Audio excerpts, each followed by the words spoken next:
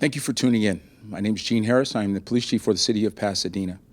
I'm pleased to be here today to give you an announcement that there are no significant police or law enforcement threats or concerns. But I do want to remind the folks in the community that we do need to be aware of people coming into the community maybe to take advantage of folks, fraudsters as they were. So we just want to make sure that we warn you that if you at any time feel that you're being taken advantage of, please feel free to call us at our fraud line. Any legitimate vendor or agent will have no problem with you taking the time to identify them. So just be cautious, make sure you contact us, and we will come out to do the verification. With that, let me announce Jennifer Colby from the Parks and Recreation and Community Services Department.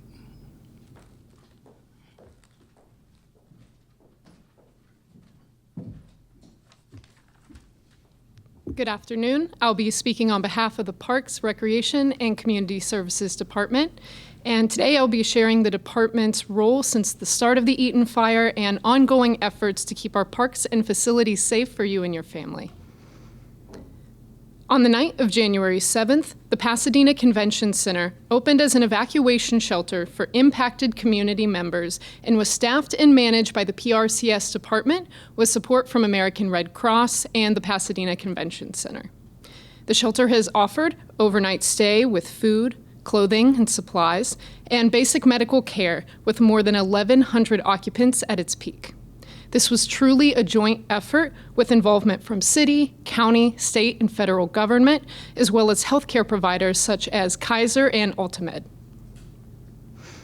PRCS transferred management over to American Red Cross on Saturday, January 11th, but continued offering support through attending discussions and operating on standby.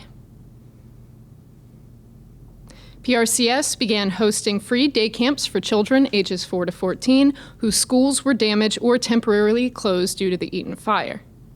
The camp ran from January 14th to the 31st and had more than 200 children registered during that time. In late January, the Dodgers Foundation hosted an Eaton Fire Relief distribution event with other regional organizations at Robinson Park, which invited thousands of impacted community members to receive resources and support. Our senior community received a very special visit from the Los Angeles Dodgers team, which provided a much-needed afternoon of upliftment and solidarity. As we move forward, we are keeping health and safety a priority so that our community members can continue to enjoy our parks and facilities. As part of this process, we have sanitized playground equipment, benches and tables, rinsed multi-purpose fields through irrigation and through natural rain. We're also preparing to sanitize our synthetic turf fields and are preparing to replace sand and playground mulch, which is made of engineered wood fiber, at all city-owned playgrounds. As of this morning, we learned that the shipment is expected to arrive next week and replacement should be completed by the end of February. At Honorable John J. Kennedy Pool, we cleared debris and ash from the pool deck and scrubbed the sides and the bottom of the swimming pool, ran multiple cycles of vacuuming the pool water to remove debris, balanced the pH, chlorine, and other pool chemicals to ensure the water met all safety standards, and the pool passed inspection from the Pasadena Public Health Department and reopened on January 18th. To ensure safe air quality in and around our facilities, the Safety Department conducted air quality testing at community and recreation centers before reopening. Our facilities were cleared after receiving a good air quality rating. Currently, Pasadena Public Health Department and California Department of Toxic Substances Control are coordinating soil testing at sensitive sites throughout the region, including city parks. For those who live, work, and play in the area, we encourage you to continue following public health guidelines and visit the city website for updated information. And now I'd like to introduce Danielle Hill with Individual Assistance for FEMA.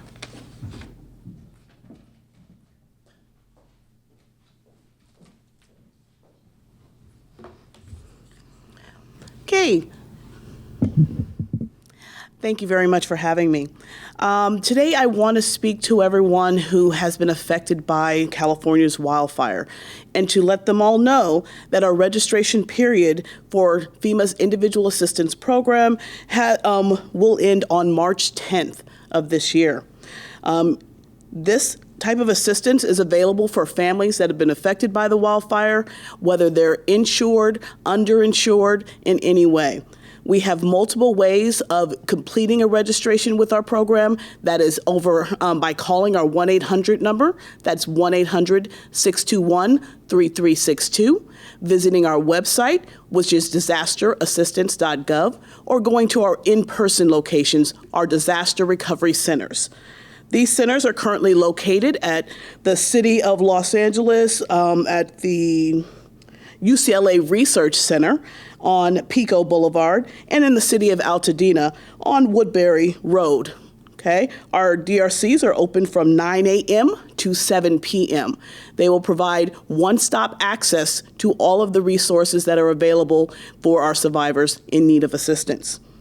Once you've registered for assistance through our program, you will be contacted by one of our inspectors so they can assess the damages that occurred.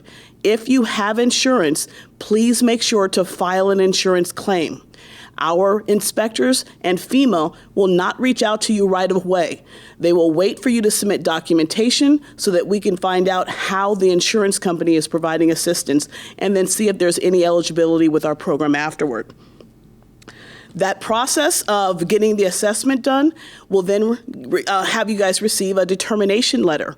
From there, please read that letter carefully. There might be additional information that's required, and it's in that letter. You can receive any information from our program through your current mailing address or by accessing and setting up a disaster assistance account so that you can check on your portable devices or on your computer.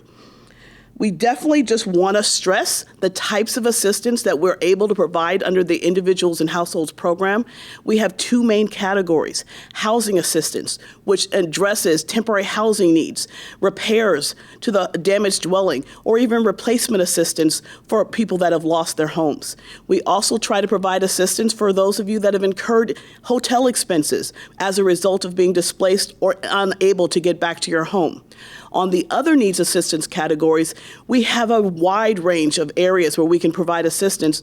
Just in the example, we're looking at the personal property items that might have been damaged in the home, and even down to essential utilities or essential supplies, that you might have lost in your ability to move forward with their job. So please take the time, do the registration. It's not that long.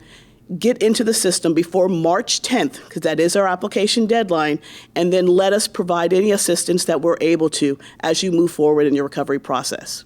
Okay, I'd like to take the time to introduce Corey Williams with the Small Business Administration, who's going to talk about his program. Thank you.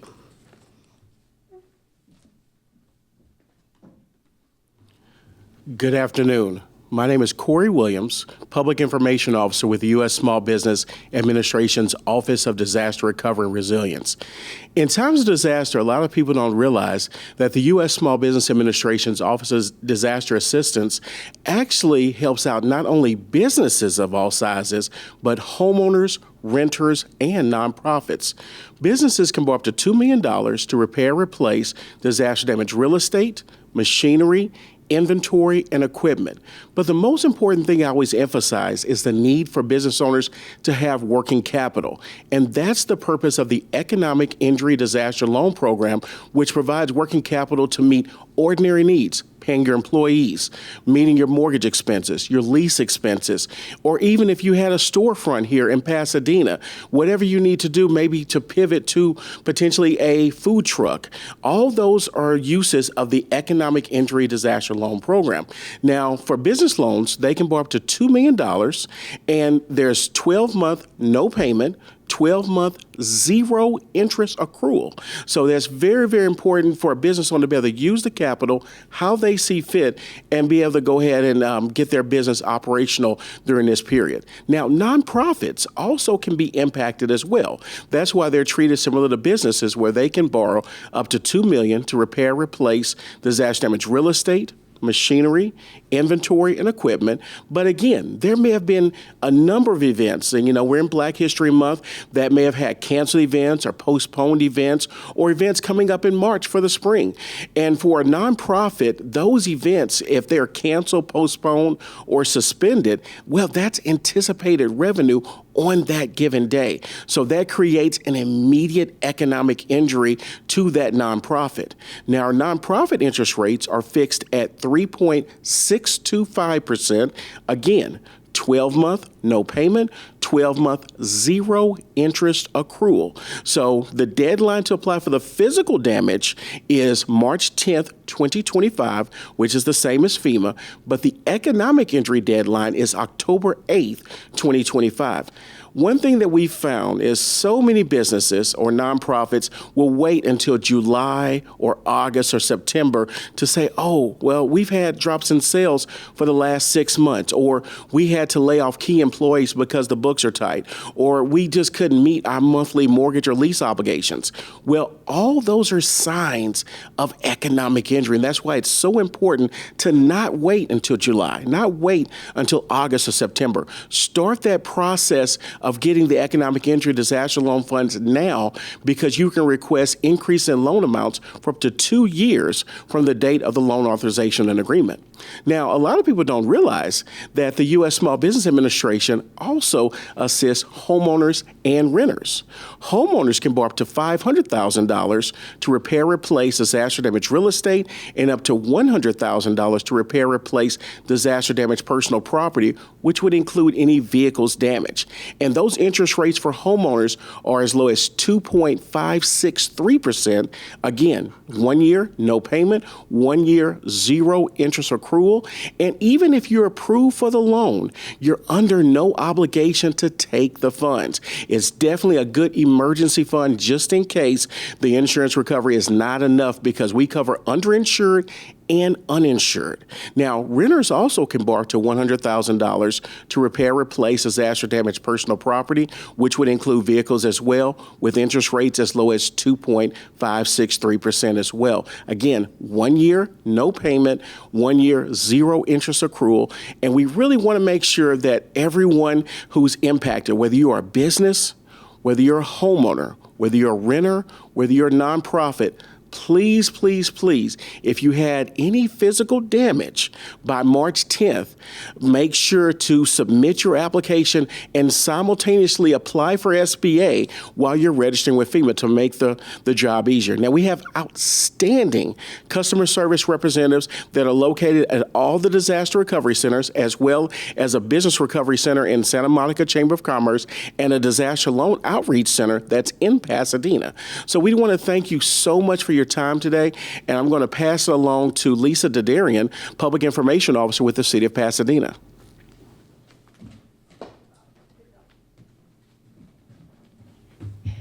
We thank you for joining us today. We had some great experts from Parks, Recreation, Community Services, FEMA, Small Business Administration, so great resources available. We're here for you. Again, please go to cityofpasadena.net for the latest information on the Eaton Fire and recovery efforts.